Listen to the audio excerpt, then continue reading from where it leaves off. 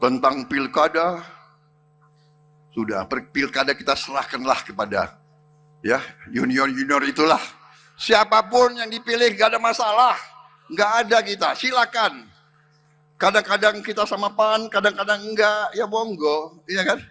Nggak ada urusan, silahkan. Nggak ada intervensi. Saya jamin, nggak ada itu. Pak Jokowi, saya ketemu berkali-kali, dia tidak pernah nitip, tolong ini jadi ini, nggak ada. Saya jamin tidak ada, saudara-saudara sekalian. Saya harus katakan yang benar-benar dan yang salah-salah, saya pertanggungjawabkan. Pak Jokowi tidak pernah nitip, tidak pernah.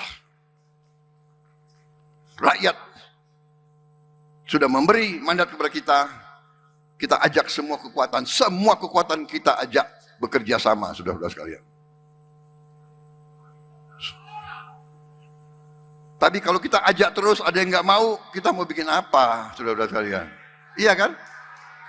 Rakyat minta kita bekerja. Download Tribun X sekarang, menghadirkan lokal menjadi Indonesia.